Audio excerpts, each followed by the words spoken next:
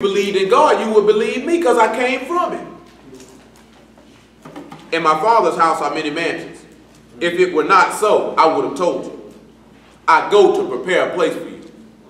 And if I go and prepare a place for you, I will come again and receive you unto myself, that where I am, there you may be also. Which means if he come to receive you unto himself, he come to raise you from the dead, which means you're going to see his face because you know your Redeemer lives.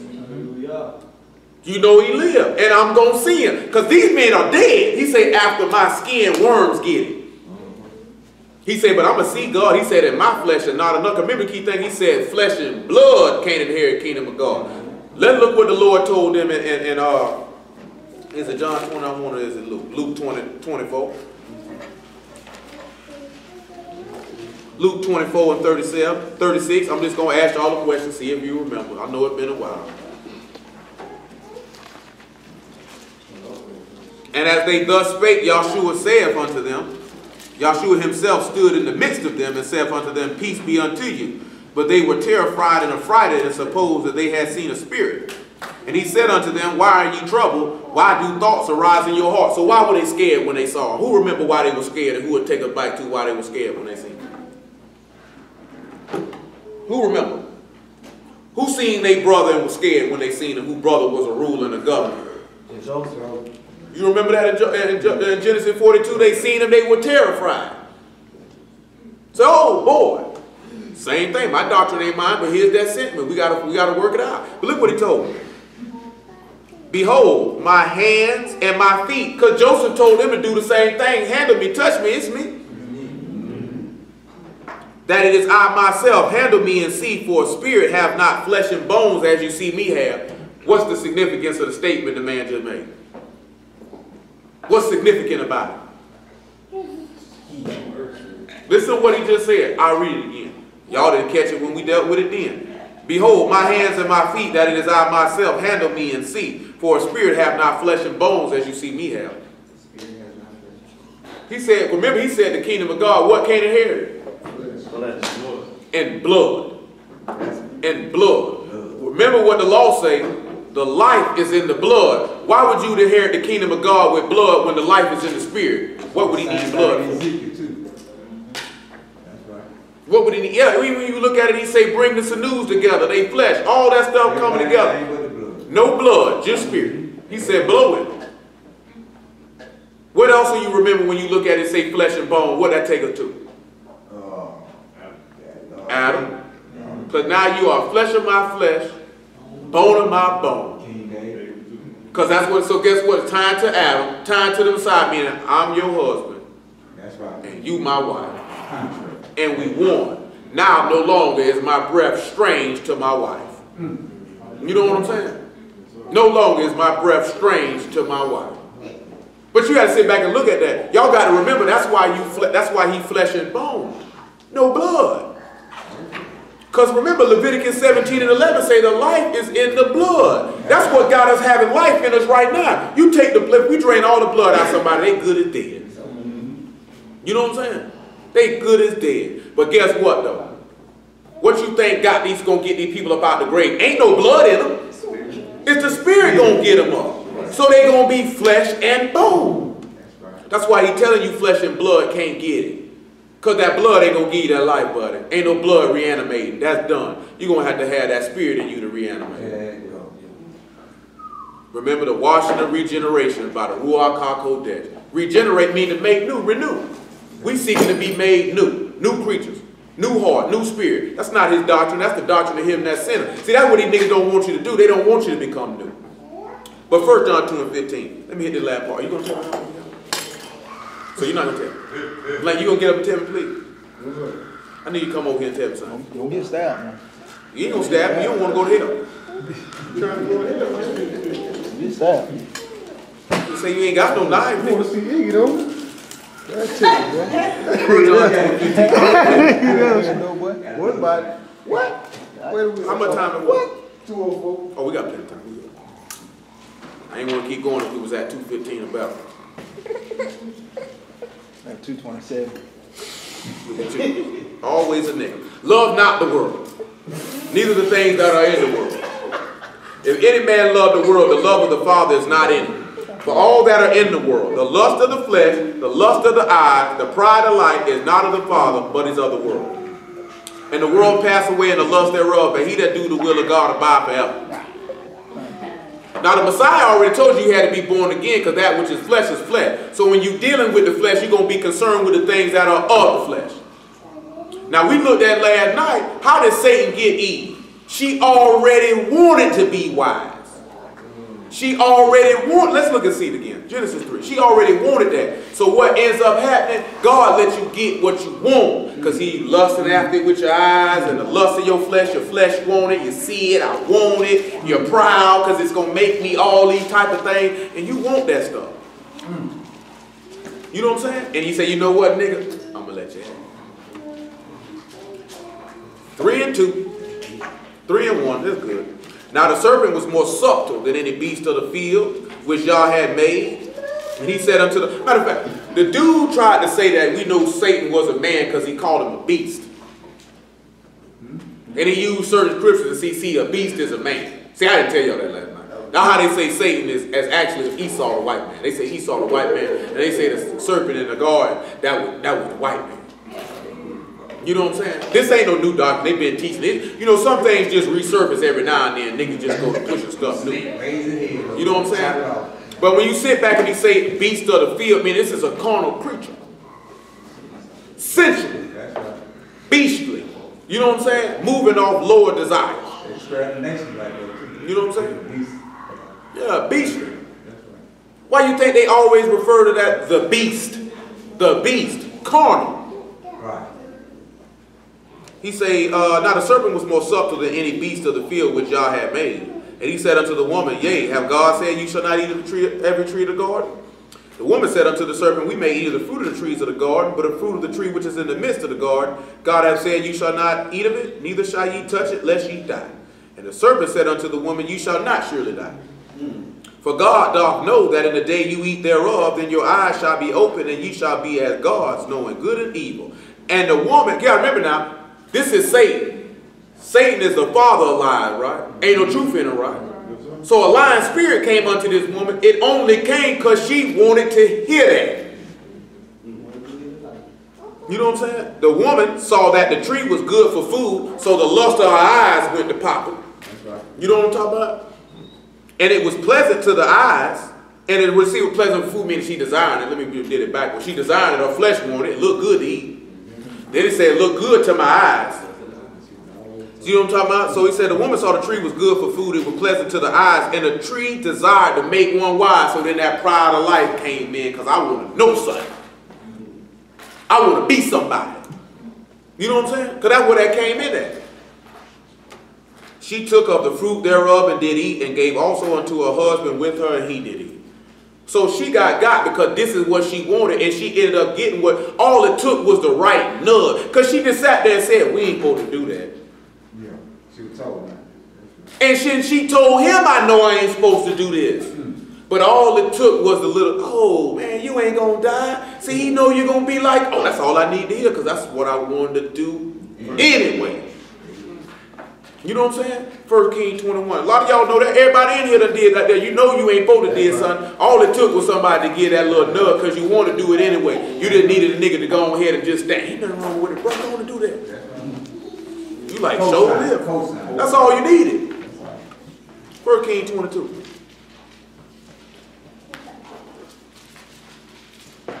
Look at about verse 5. And Jehoshaphat said unto the king of Israel, Inquire, I pray thee, at the word of Yah today. And then the king of Israel gathered the prophets together, about 400 men, and they said unto them, Shall I go against Ramoth Gilead to battle, or shall I forbear? And they said, Go up, for the Lord shall deliver it into the hand of the king. Jehoshaphat said, Is there not here a prophet of Yah besides thee, that we might inquire of him? King of Israel said unto Jehoshaphat, There is yet one man, Micaiah, the son of Imelah, by whom we may inquire of Yah, but I hate him. For he doth not prophesy good concerning me, but evil. And Jehoshaphat said, Let not the king say so. So he said, don't go to the dude that's going to tell you the truth. Prophecy unto me lies, smooth things. You see how I tie back in? Because that's what Eve wanted. Drop on down. About verse 20. Yeah, you heard him say, I don't like that nigga. 19. He don't say nothing good. He don't say nothing good about me. I don't want to talk to that nigga. Don't talk to him. Oh, no. Every last one of y'all done been in that position where you know there was somebody who was going to tell you something and you ain't want to hear. You be like, oh man, I'm finna go do this here. Well, ask something. I ain't asking that nigga. He ain't tell me what I want to hear. You know what I'm saying? Y'all see that all the time when niggas be doing stuff and they wrong online or in person. They go get a cheerleading section to justify what they doing. It make me feel better if I got 10 niggas telling me I'm right and 2 niggas saying I'm wrong. See, y'all wrong. See, majority rule.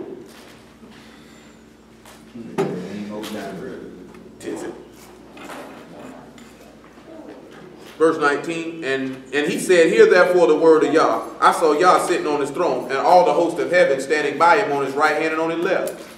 And Yah said, who shall persuade Ahab that he may go up and fall at Ramoth Gilead? And one said on this manner, and another said on that manner. And there came forth a spirit and stood before Yah and said, I'll persuade him. I'll convince him to do it, because that's what the nigga want to hear anyway.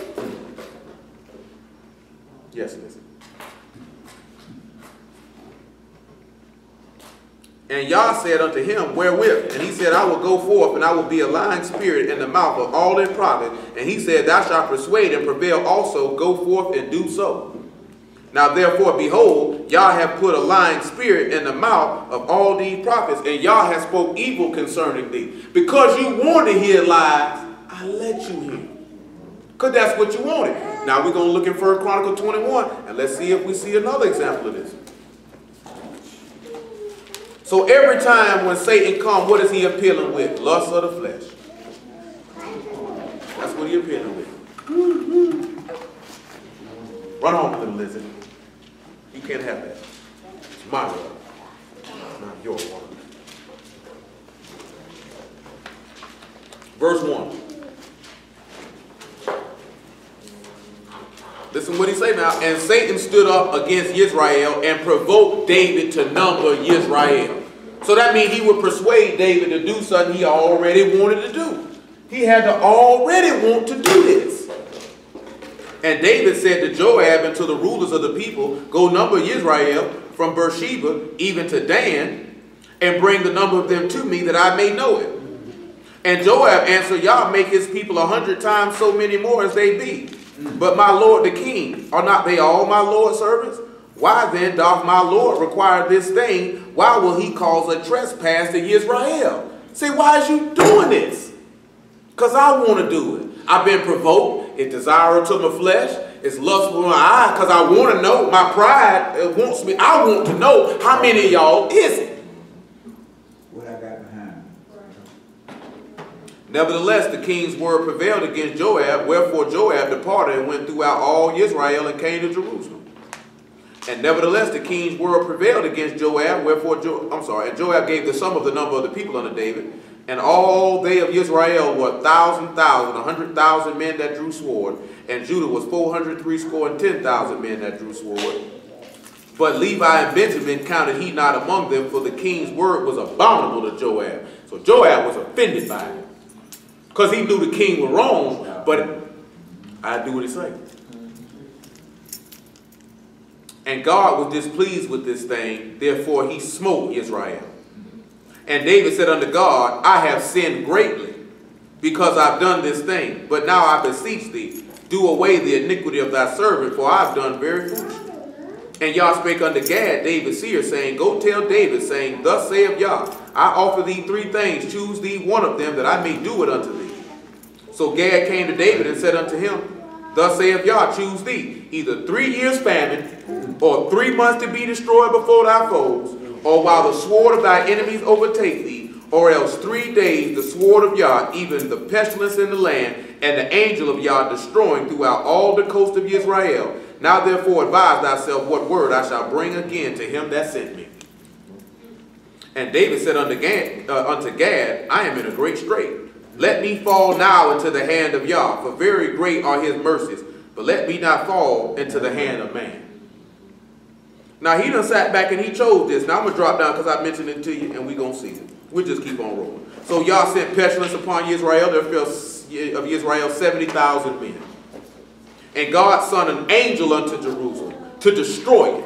And as he was destroying, Yah beheld, and he repented him of the evil, and said to the angel that destroyed, it is enough. Stay now thy hand. And the angel of Yah stood by the threshing floor of Ornan the Jebusite. And David lifted up his eyes and saw the angel of Yah stand between earth and heaven, having a drawn sword in his hand, stretched out over Jerusalem.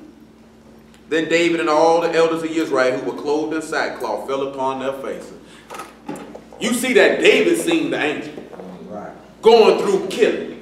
You know what I'm saying? Now I know some of y'all been asking questions with it coming out there. Yeah, an angel could be in there ready to kill somebody and you may not see him, but you might feel his presence. Somebody else could be in there and they can see him, but you wouldn't see him. You understand what I'm talking about? Because David seen this angel coming through the city, wow, taking them out. And who sent that angel to kill the people? Y'all sent him. Why? Because David went after lust. I want to do what I want to do. I'm going to show you another example in Numbers 22. Somebody seen an angel, but somebody else didn't see it.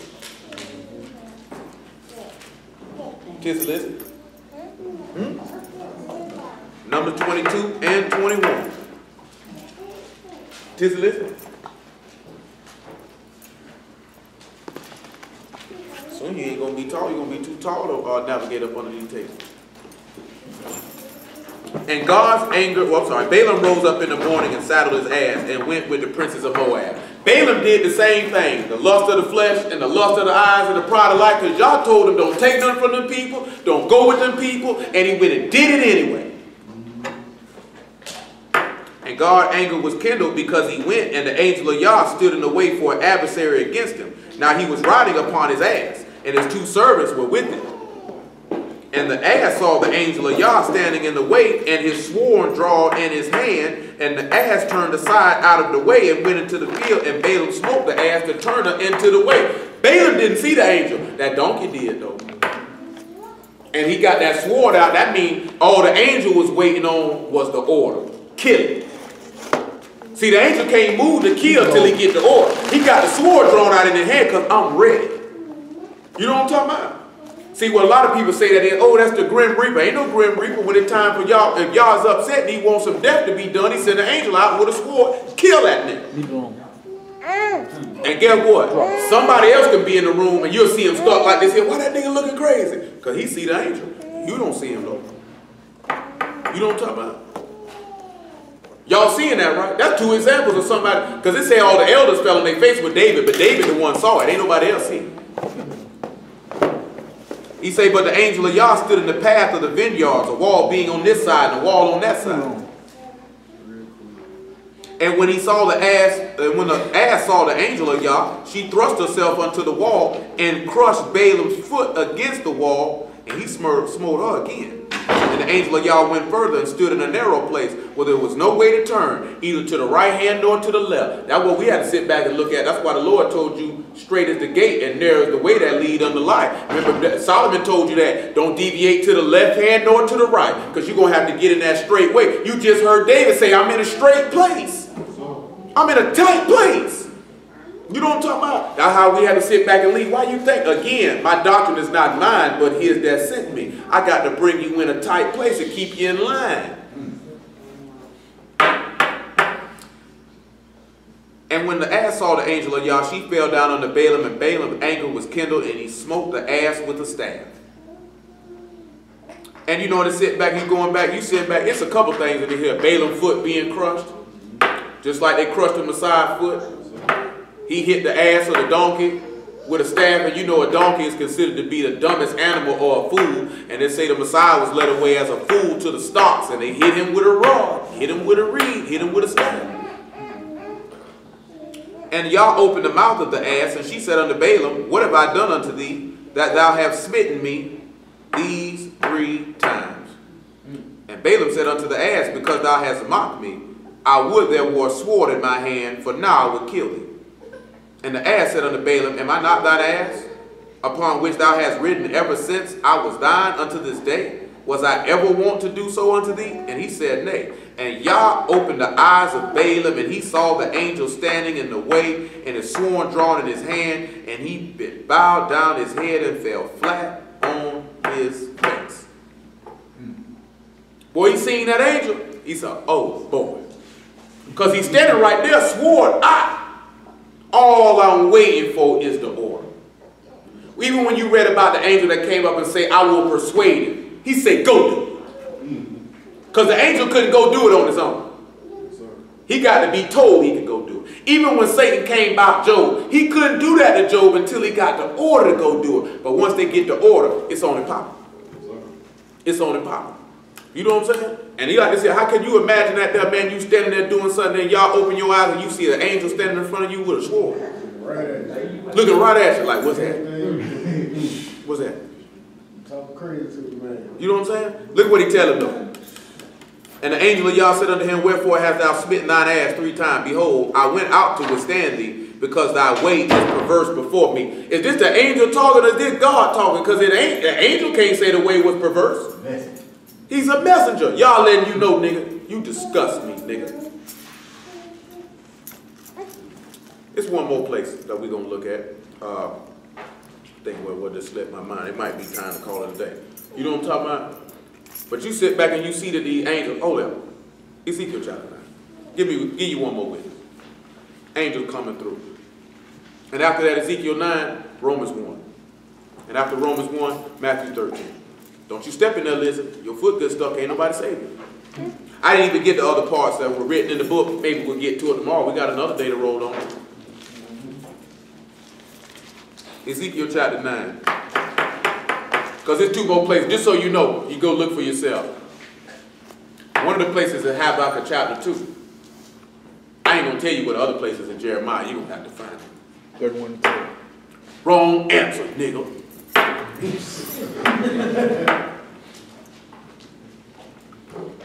Jeremiah 9, verse 3. And the glory of God of Israel was gone up from the cherub, whereupon he walked to the threshold of the house, and he called to the man clothed with linen, which had a writer's inkhorn by his side.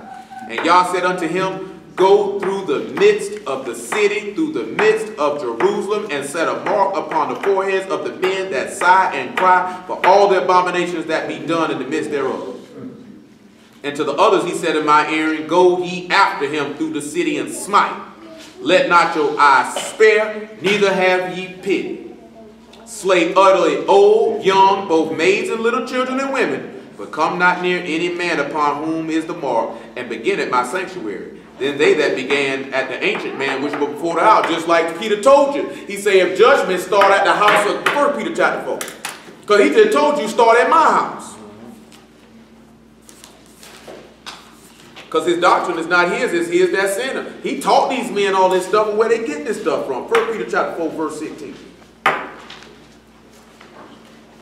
Tizzy, listen. Listen. Yet if any man suffer as a Jew, because we know when no Christian wouldn't be there. You know what I'm saying? Let him not be ashamed, but let him glorify God on this behalf. For the time is come that judgment must begin at the house of God. And if it first begin at us, what shall be the end of them that obey not the gospel? And if the righteous scarcely be saved, where shall the ungodly and the sinner appear? Wherefore let them that suffer according to the will of God commit the keeping of their souls to him in well-doing as unto a faithful creator. Aren't we seeing judgment starting at the house of God, where the righteous and the sinner scarcely going to be saved? What's going to happen to you? He say start at my house. Get out of there. Come on back to Ezekiel 9. Get out of there, listen. There's nothing enough for this. No, listen. I don't want that.